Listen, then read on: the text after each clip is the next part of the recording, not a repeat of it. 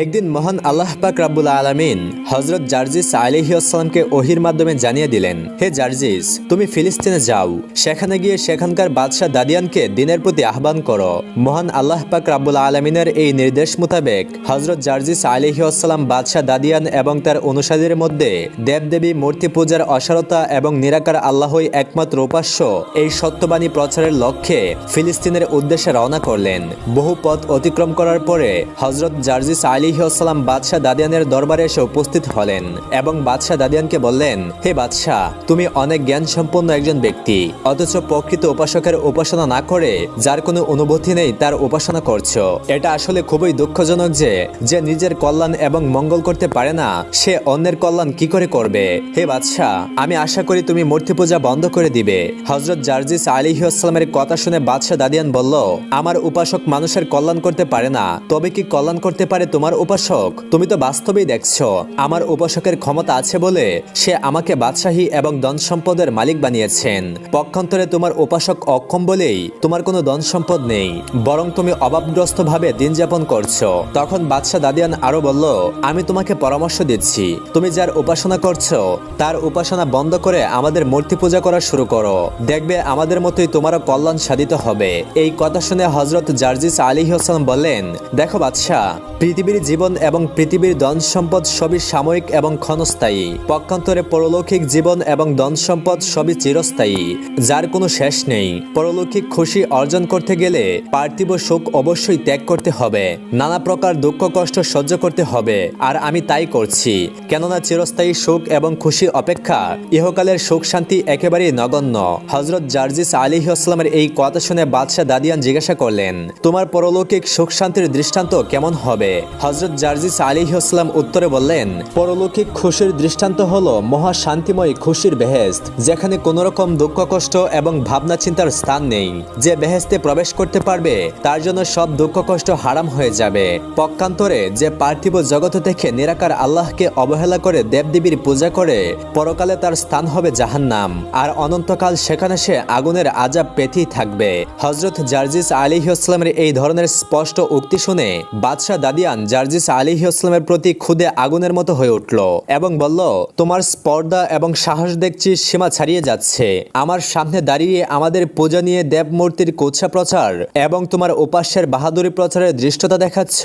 এবার দেখছি তোমার কোন উপাসক তোমাকে আমার শাস্তি থেকে রক্ষা করে। এই কথা বলে বাদশাহ তখনই হুঙ্কার দিয়ে বলে উঠল, তোরা কে কোথায় আছিস? এই লোকটিকে বন্দী করে শুলে ছড়িয়ে হত্যা কর। বাদশার আদেশ তখনই পালিত হলো। বাদশার অনুগত কাফেরগণ হযরত জার্জিস আলাইহিস সালামকে শুলে ছড়িয়ে হত্যা করে একটা প্রখণ্ড অগ্নিকুণ্ডে নিক্ষেপ করলো। কিন্তু মহান আল্লাহ পাক রাব্বুল আলামিনের কি অপূর্ব মহিমা এবং কি অবিশ্বাস্য ব্যাপার! হযরত জার্জিস আলাইহিস সালামকে অগ্নিকুণ্ডে নিক্ষেপ করার পর মুহূর্তেই হযরত জার্জিস আলাইহিস সালাম সেই ভীষণ অগ্নিকুণ্ডের মধ্য থেকে অত্যন্ত শান্ত এবং সুমধুর কণ্ঠে পাঠ করতে লাগলেন, লা ইলাহা ইল্লাল্লাহ, এবং বলতে লাগলেন, হে মানবগণ, তোমরা জেনে রাখো, আল্লাহ ব্যতীত আর কোনো উপাস্য নেই। তোমরা সবাই তার উপাসনা করো এবং জঘন্য মূর্তি পূজাকে পরিহার করো। এই অদ্ভুত ঘটনা দেখে বাদশাহ দাদিয়ান বলল, এই লোকটা কি করে এখন পর্যন্ত বেঁচে আছে? তবে যেভাবেই হোক তাকে শেষ করতেই হবে। তোমরা একটি ডেক ভর্তি পানির মধ্যে তাকে রেখে পানি গরম করতে থাকো। যতক্ষণ পর্যন্ত ওই তীব্র গরম পানির মধ্যে তার দেহ গলে না যায়, ততক্ষণ সময় পর্যন্ত তা জাল দিতে থাকো। এই কথা শুনে বাদশার লোকগণ অনবরত একদিন এক রাত পানিতে জাল দিতে লাগলো। কিন্তু দেখা গেল হযরত জার্জিস আলাইহিস সালামের তাতে কিছুই হয়নি। মাছ যেভাবে পানিতে সাঁতার কাটে, হযরত জার্জিস আলাইহিস সালামও ঠিক সেভাবেই পরম আনন্দে পানির মধ্যে সাঁতার কাটতে লাগলো। সেই গরম পানিতে তার সামান্য মাত্র ক্লাস বা অসুবিধা হলো না।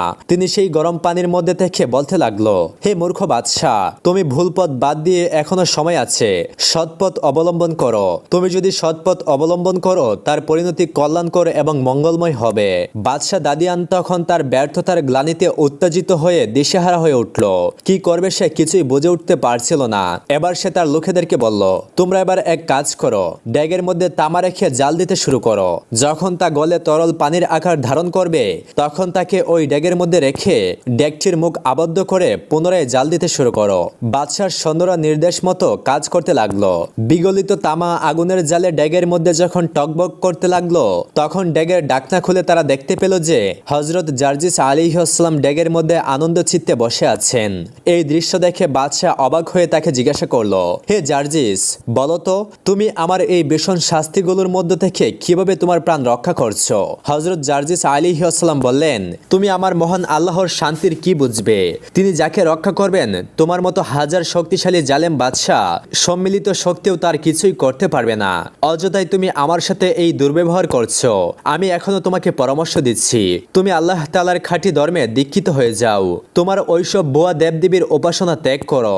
হযরত জার্জিস আলাইহিস সালামের কথা শুনে বাদশাহ দাদিয়ান আবারও ক্রোধে গর্জন করে উঠল এবং তার কতিপয় লোকেদেরকে ডেকে বলল, তোমরা লোহার শলাকা জ্বলন্ত আগুনে ধরো। তা যখন উত্তপ্ত হয়ে আগুনের বর্ণ ধারণ করবে তখন তা জার্জিসের মাথায় চেপে ধরবে এবং যতক্ষণ পর্যন্ত তার প্রাণ বের না হবে ততক্ষণ পর্যন্ত জার্জিসকে এই শাস্তি প্রদান করো এবং এভাবেই শাস্তি দিতে থাকো। অতঃপর হযরত জার্জিস আলাইহিস সালামের প্রতি আবারও অত্যাচার শুরু হলো, কিন্তু মহান আল্লাহ সুবহানাহু ওয়া তাআলার অপার অনুগ্রহে তাতেও হযরত জার্জিস আলাইহিস সালামের কোনো রকম কষ্ট অনুভব করল না। মোট কথা, হযরত জার্জিস আলাইহিস সালামকে হত্যা করার এই প্রচেষ্টা সম্পূর্ণভাবে ব্যর্থ হয়ে গেল। অতঃপর বাদশাহ দাদিয়ান ভাবতে লাগলেন কিভাবে হযরত জার্জিস আলাইহিস সালামকে হত্যা করা যায়। এমন কোনো কার্যকারী ব্যবস্থা বাদশাহ আর খুঁজে না পেয়ে তার লোকেদেরকে নির্দেশ দিল, তোমরা জার্জিসকে কারাগারে নিয়ে মাটিতে উপর করে লোহার দণ্ড দ্বারা অনবরত তার পায়ে এবং মাথায় সজোরে প্রহার করতে থাকো আর তার পিঠের উপর ভারী পাথর চাপা দাও যেন তার জিহ্বা বের হয়ে যায়। অতঃপর তারা হযরত জার্জিস আলাইহিস সালামকে কারাগারে নিয়ে তাকে উপর করে শোয়ালো এবং তার পিঠের উপর ভারী পাথর চাপিয়ে কয়েকজন লোক একই লোহার দণ্ড দ্বারা প্রহার করতে লাগলো। অবিরাম এই কঠোর নির্যাতন চলতেই লাগলো। এই সময় মহান আল্লাহ পাক রাব্বুল আলামিনের পক্ষ থেকে একজন ফেরেশতা আগমন করে হযরত জার্জিস আলাইহিস সালামকে বললেন, হে আল্লাহর নবী, পাপিষ্ঠ কাফের আপনার প্রতি যে কঠোর নির্যাতন শুরু করেছে তা সহ্য করা সত্যি সীমার বাইরে। তবু আপনি মহান আল্লাহর উপর নির্ভর করে ধৈর্য ধারণ করুন, তাতে মহান আল্লাহর দরবারে আপনার মর্যাদা অনেক গুণ বৃদ্ধি পাবে। কোনো ক্রমেই আপনি ধৈর্যহারা হবেন না। উক্ত কথা বলে ফেরেশতা অদৃশ্য হয়ে গেল। অতঃপর এভাবেই হযরত জার্জিস আলাইহিস সালাম কাফেরদের অত্যাচার নীরবে সহ্য করতে লাগলেন এবং তিনি আল্লাহ পাক রাব্বুল আলামিনকে ডাকতে লাগলেন। এভাবে একাধারে 1 মাস পর্যন্ত শাস্তি প্রদান করে বাদশার লোকজন যখন দেখল হযরত জার্জিস আলাইহিস সালাম সম্পূর্ণভাবে মৃত্যুর মতো শুয়ে আছেন, তার কোনো অঙ্গ প্রত্যঙ্গে জীবিত লোকের মতো নিদর্শন মিলছে না, তখন তারা মনে করল যে হযরত জার্জিস আলাইহিস সালাম নিশ্চয়ই মৃত্যুবরণ করেছেন। মৃত ব্যক্তির উপর শাস্তি দেওয়া নির্থক মনে করে হযরত জার্জিস আলাইহিস সালামের পিঠের ওপর হতে পাথর সরিয়ে তারা বাদশার কাছে চলে গেল। হযরত জার্জিস আলাইহিস সালামের মৃত্যু হয়েছে বলে বাদশার কাছে তারা সংবাদ পৌঁছালো। এই খবর শুনে বাদশাহ অনেক খুশি হলো এবং এতদিন পর তার একটি মস্ত বড় বিপদ দূর হয়ে গেল এই কথা মনে করে স্বস্তির নিঃশ্বাস ফেলল। কিন্তু পরদিন যখন বাদশাহ তার দরবারে এসে শাহী কার্যক্রম শুরু করলো, ঠিক তখনই হযরত জার্জিস আলাইহিস সালাম বাদশার দরবারে এসে উপস্থিত হয়ে বাদশাহ দাদিয়ানকে বলতে লাগলেন, হে বাদশাহ, আমি তোমার দরবারে আবারও আসলাম এই জন্য যে এখনো তোমার হুঁশ হওয়া উচিত। আমি তোমাকে বারবার সতর্ক করছি, তুমি ভ্রান্তময় পথ বাদ দিয়ে সৎ পথ অবলম্বন করো। বাদশাহ হযরত জার্জিস আলাইহিস সালামকে দেখা মাত্র তার মাথায় যেন আকাশ ভেঙে পড়ল। বাদশাহ কিছুতেই বুঝে উঠতে পারছিল না যে হযরত জার্জিস আলাইহিস সালাম কি উপায়ে এত কষ্ট নির্যাতন হতে প্রতিবার তার জীবন বাঁচিয়ে নিচ্ছে। তারপর বাদশাহ ভাবতে লাগলো কোন প্রক্রিয়া দ্বারা তার প্রাণ সংহার করতে পারবে। কিছুক্ষণ ভাবার পরে বাদশাহ দাদিয়ান তার দরবারে একটি করাত আনার নির্দেশ দিল। অতঃপর সে তার লোকেদেরকে আদেশ করলো, তোমরা জার্জিস আলাইহিস সালামের দেহকে 2 খণ্ড করে তার টুকরো টুকরো করে ফেলো। তারপর তা খাঁচায় আবদ্ধ বাঘের সামনে নিয়ে যাও। আমি দেখতে চাই যে বাঘ তার মাংস খেয়ে ফেলেছে। অতঃপর বাদশার লোকজন হযরত জার্জিস আলাইহিস সালামকে দ্বিখণ্ডিত করে বাঘকে সেই মাংস দিয়ে চলে আসলো। কিন্তু সেই বাঘ হযরত জার্জিস আলাইহিস সালামের মাংস আহার করা তো দূরের কথা, সেই মাংস বহুত ইজ্জত এবং সম্মানের সাথে উঠিয়ে নিজের পিঠের উপর রাখলো। এই সময় মহান আল্লাহ পাক রাব্বুল আলামিনের হুকুমে এক ফেরেশতা সেখানে হাজির হয়ে উক্ত মাংসের মধ্যে রূহ প্রবেশ করিয়ে দিল আর সাথে সাথে হযরত জার্জিস আলাইহিস সালাম অবিকুল পূর্বের রূপ ধারণ করে জীবিত হয়ে বাঘের পিঠে বসে রইলেন। ওইদিকে বাদশাহ দাদিয়ান বহুদিন পরে আজ হযরত জার্জিস আলাইহিস সালামের ঝামেলা মিটে গেছে মনে করে নিশ্চিন্ত মনে শাহী দরবারের কাজকর্মে আত্মনিয়োগ করলো। ঠিক এমন সময় হযরত জার্জিস আলাইহিস সালাম উল্লেখিত বাঘের পিঠে চড়ে শাহী দরবারে গিয়ে উপস্থিত হলেন। এই দৃশ্য অবলোকন করে বাদশাহ এবং তার দরবারের প্রতিটি লোক ভয়ে কেঁপে উঠল। তারা সবাই মনে মনে ভাবতে লাগলো যে হযরত জার্জিস আলাইহিস সালাম এবার কাউকে রেহাই দেবে না, বাঘের দ্বারা তিনি সকলের প্রাণ সংহার করবেন। কিন্তু হযরত জার্জিস আলাইহিস সালাম এমন কিছুই করলেন না। তিনি শুধু একবার বাদশাকে বললেন, হে বাদশাহ দাদিয়ান, আল্লাহর শক্তি দেখে আল্লাহর শাস্তির কথা চিন্তা করে এবার তুমি আল্লাহর পথে ফিরে এসো। এই কথা বলে হযরত জার্জিস আলাইহিসসালাম আবারও চলে গেলেন। কিন্তু পাপিষ্ঠ বাদশাহ এবং তার পরিষদবর্গের এবারও কোনো প্রকার সুবুদ্ধির রূপই হলো না। তারা বলাবলি করতে লাগলো যে জার্জিস আলাইহিসসালাম তো দেখা যায় এক ভয়ঙ্কর জাদুকর, সে জাদুর জোরেই এভাবে তার প্রাণ রক্ষা করে চলেছে, তাই আমাদেরকে তার থেকেও বড় কোনো জাদুকরের সাহায্য নিতে হবে। তখন রাজ্যের যত প্রধান এবং সেরা জাদুকর ছিল তাদের সকলকে শাহী দরবারে উপস্থিত করা হলো এবং বলা হলো, তোমরা যদি জাদুকর জার্জিসকে জাদুর সাহায্যে শেষ করতে পারো তাহলে তোমাদেরকে ধারণার থেকেও বেশি পুরস্কার দেওয়া হবে। এত পুরস্কার দিব যা তোমরা ধারণা করতে পারবে না। তারপর বাদশার কথা শুনে জাদুকরগণ বলল, জার্জিস আর কি জাদু শিখেছে, আমরা তাকে জাদুর দ্বারা অনায়াসে ধ্বংস করে দিব। হে বাদশাহ দাদিয়ান, আপনার চিন্তার কোনো কারণ নেই। জাদুকরগণের এই কথা শুনে তখন বাদশাহ বলল, তোমাদের কথায় আস্থা নেই, তোমাদের জাদুর শক্তি কেমন তা আমাকে একটু দেখাও। অতঃপর জাদুকরগণ মাটিতে ফু দিতেই দুইটি বিরাট অজগর সাপ সৃষ্টি হলো, আর সে অজগর দুটি ফেনা উঁচু করে এদিক সেদিক ছুটাছুটি করতে লাগলো। আর একটু পরেই সেই সাপ দুটিকে দম করা মাত্রই তা দুটি গরুতে পরিণত হয়ে গেল। ওই গরু দুটি দ্বারা এক খণ্ড জমি চাষ করে তাতে গমের বীজ রোপণ করা হলো। সাথে সাথে তা গাছ হয়ে ফসল হয়ে গেল এবং তার সাথে সাথে পেকেও গেল। তখন ওই ফসল কেটে আটা তৈরি করে তা দ্বারা রুটি তৈরি করে ওই রুটি বাদশাকে খাওয়ানো হলো। আর এতে মাত্র অল্প কিছু সময় লাগলো। এই অদ্ভুত অপূর্ব আশ্চর্য ঘটনা দেখে বাদশাহ এবং তার লোকজন সকলেই ভাবলো যে এই অদ্ভুত ক্ষমতাশালী জাদুকরের হাত থেকে আজ আর জার্জিসের কোনো রক্ষা নেই। তখন বাদশাহ মুচকি মুচকি হাসতে লাগলো এবং মনে মনে ভাবতে লাগলো যে এবার জার্জিসের জাদুর কেরামতি শেষ হয়ে যাবে। জার্জিসের এবার সব কেরামতি একেবারে নিঃশেষ হয়ে ধ্বংস হয়ে যাবে। জার্জিসের কি অবস্থা যে হবে তা আমি কল্পনা করতে পারছি না। এবার দেখি সে কি করে বেঁচে যায় এবং কোন আল্লাহ তাকে বাঁচিয়ে রাখে। বাদশাহ দাদিয়ান এইসব কথা ভাবতে লাগলো এবং হাসতে লাগলো। অতঃপর বাদশাহ দাদিয়ান খুশিতে আত্মহারা হয়ে জাদুকরদেরকে মূল কাজ করার পূর্বেই শুধু জাদুর নমুনা দেখে তাদেরকে অনেক মূল্যবান উপহার প্রদান করলো এবং জাদুকরদেরকে বলল, তোমাদের বাকি পুরস্কার আমার কাছে জমা রয়েছে, তোমাদেরকে কাজ শেষে পুরস্কার দেওয়া হবে। আর এই সামান্য কিছু উপহার তোমাদের জাদু দেখে আমি খুশি হয়ে তোমাদেরকে দিয়ে দিলাম। মূল কাজ শেষ করার পরে তোমাদেরকে মূল্যবান জিনিস আমি উপহার হিসেবে দেব। পুরস্কার পেয়ে তখন জাদুকরগণ বলল, হে বাদশাহ, আপনার কোনো চিন্তার কারণ নেই, আপনি শুধু অপেক্ষা করুন আর দেখুন আমরা তার কি করি। জার্জিস আর রেহাই পাবে না আমাদের হাত থেকে। আজ পর্যন্ত কোনো জাদুকরী রেহাই পায়নি আমাদের হাত থেকে। আপনি আপনার জায়গায় বসে থাকুন আর দেখুন আমি জার্জিসের কি অবস্থা করি। তারপর বাদশাহ বলল, এখন তুমি তোমার মূল কাজে আত্মনিয়োগ করো, জাদুর দ্বারা তাকে কুকুর বানিয়ে ফেলো আর বাজারের কুকুরগুলো এসে একযোগে তাকে কামড়িয়ে বেদিব্যস্ত করুক, তারপর তাকে হত্যা করার ব্যবস্থা করবে।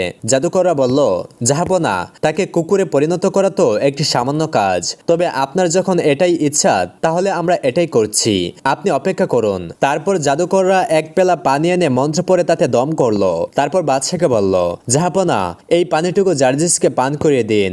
অতঃপর বাদশাহ দাদিয়ান জার্জিস আলাইহিসসালামকে তার দরবারে এনে উক্ত পানির পেয়ালা সামনে ধরে বললেন, হে জার্জিস, তুমি এই পানিটুকু এখনই পান করো। তখন হযরত জার্জিস আলাইহিসসালাম কোন রকম ইতস্ত না করে আল্লাহর নাম করে সমস্ত পানিটুকু পান করে ফেলল। কিন্তু সে পানি পান করায় তার ভেতরে কোনো প্রকার প্রতিক্রিয়াই দেখা দিল না। তখন জাদুকরগণ আশ্চর্য হয়ে জিজ্ঞাসা করলো, হে জার্জিস, তুমি কি পানি পান করে তোমার ভেতরে কোনো প্রকার ভাবান্তর বিষয় লক্ষ্য করছো? তাদের প্রশ্ন শুনে হযরত জার্জিস আলাইহিসসালাম বললেন, ভাবান্তর কি লক্ষ্য করব, তবে আমার খুবই পানি পিপাসা পেয়েছিল। তোমাদের দেওয়া পানিটুকু পান করে আল্লাহর রহমতে আমার প্রাণ শীতল হয়েছে। এই ভাবান্তরটুকু আমি অবশ্যই লক্ষ্য করছি। জার্জিস আলাইহিসসালামের উত্তর শ্রবণ করে পাপিষ্ঠ কাফেরগণ একেবারে আশ্চর্য হয়ে গেল। তাদের মুখ থেকে আর কোনো কথাই বের হলো না। তারপর জাদুকররা বাদশাকে বলল, জাহাপনা, আপনার বিরুদ্ধে যদি কোনো প্রবল পরাক্রান্ত সেনাপতি বিরাট সেনাবাহিনী নিয়ে আপনার সাথে যুদ্ধ করতে আসতো তবে আমার জাদুর জোরে তাকে দল বলে নিপতিত করতে পারতাম। কিন্তু জার্জিস মনে হচ্ছে খুবই পাকা জাদুকর, তার শক্তির সাথে আমরা কুলিয়ে উঠতে পারবো না। জাদুকরদের প্রধান হযরত জার্জিস আলাইহিসসালামকে লক্ষ্য করে বলল, হে জার্জিস, আমরা স্বীকার করছি এই যুগের দুনিয়ায় সর্বশ্রেষ্ঠ জাদুকর হলে তুমি। তোমাকে ওস্তাদ বলে মেনে নিতে আমাদের কোনো আপত্তি নেই। মনে হচ্ছে তুমি স্বয়ং ভগবান তুল্য ক্ষমতার অধিকারী। নয়তোবা আমরা তোমাকে যে পানি পান করেছিলাম ওই পানি পান করার পরে এতক্ষণ পর্যন্ত বেঁচে থাকতে পারে এমন কোনো লোক এই পৃথিবীতে নেই। অথচ আমরা দেখছি তোমার ওপর ওই পানি কোনো প্রকার আসরই করলো না। তখন জার্জিস আলাইহিসসালাম বললেন, হে জাদুকর, তোমরা তোমাদের খেয়াল অনুসারে আমার সম্পর্কে ভুল ধারণা পোষণ করেছ। আসলে আমি কোনো জাদুকর নই এবং কোনো ভগবানও নই। তোমরা মহান স্রষ্টা আল্লাহ পাক রাব্বুল আলামিনকে ভগবান বলে স্বীকার করো এবং তাকে ভগবান বলে ধারণা করছো। মহান আল্লাহ পাক রাব্বুল আলামিন সকল শক্তির অধিকারী, তিনি সর্বশক্তিমান। তিনি তার অসীম শক্তি হতে আমাকে কণামাত্র শক্তি দান করেছে। এই কথা বলার পরে জার্জিস আলাইহিস সালাম আরো বললেন, আমরা যে যাই করি না কেন তা তারই শক্তি এবং ক্ষমতার বিকাশ মাত্র। তার ওই প্রদত্ত সাহায্য এবং অনুগ্রহের বলে আমি সকল বিপদ হতে রক্ষা পেয়ে থাকি। তিনি যাকে রক্ষা করেন কারো ক্ষমতা নেই যে তার তিলমাত্র ক্ষতি করতে পারে। আমি তার হতে তার বাণী প্রচার করতে প্রেরিত হয়েছি। হযরত জার্জিস আলাইহিস সালামের কাছে রাজ্যের শ্রেষ্ঠ জাদুকরের এভাবে পরাজয় স্বীকার করাই হযরত জার্জিস আলাইহিস সালামের সুখ্যাতি এবং সুনাম সমস্ত রাজ্যে প্রচার হয়ে গেল। তিনি যে সত্যি আল্লাহর নবী, দেশের সাধারণ জনগণের প্রায় সকলেই তা বিশ্বাস করতে লাগলো। অতএব সর্বসাধারণ বিপদ আপদে হযরত জার্জিস আলাইহিস সালামের নিকট এসে তার মাধ্যমে আল্লাহর দরবারে দোয়া করা শুরু করলো। একদিন এক মহিলা হযরত জার্জিস আলাইহিস সালামের কাছে আরজ করলো, হে আল্লাহর নবী, আমি একজন অভাবগ্রস্ত অসহায় রমণী। সম্বল বলতে আমার একটি গাভী ছিল, তার দুধ দ্বারা আমার দিন চলতো। হঠাৎ সেই গাভীটি মরে গিয়েছে। এখন আমি কিভাবে বাঁচবো? আমি কোনো উপায় দেখছি না। অতএব আপনি যদি মহান আল্লাহর দরবারে দোয়া করে আমার গাভীটি জীবিত করে দিতেন তাহলে আমার বড়ই উপকার হতো। মহিলার কথা শুনে হযরত জার্জিস আলাইহিস সালাম বললেন, তুমি আমার এই লাঠিটি নিয়ে যাও এবং তোমার মৃত গাভীর গায়ে স্পর্শ করে বলবে, হে আল্লাহর সৃষ্টি গাভী, তুমি সেই আল্লাহর হুকুমে জীবিত হয়ে যাও। এই কথা বলার সাথে সাথে দেখবে তোমার গাভীটি জীবিত হয়ে যাবে এবং তোমাকে পূর্বের ন্যায় দুধ দিবে। অতঃপর ওই মহিলা হযরত জার্জিস আলাইহিস সালামের কথা মতো সেই লাঠি নিয়ে তার বাড়িতে চলে গেল এবং মহিলাটি তার বাড়িতে এসে হযরত জার্জিস আলাইহিস সালামের কথা মতো সেই গাভীর কাছে গিয়ে বলল, হে আল্লাহর সৃষ্টি গাভী, তুমি সেই আল্লাহর হুকুমে জীবিত হয়ে ওঠো। মহিলার কথা অনুযায়ী সাথে সাথে আল্লাহর রহমতে সত্যি গাভীটি জীবিত হয়ে উঠল এবং পূর্বের মতোই দুধ দিতে শুরু করলো। সুবহানাল্লাহ।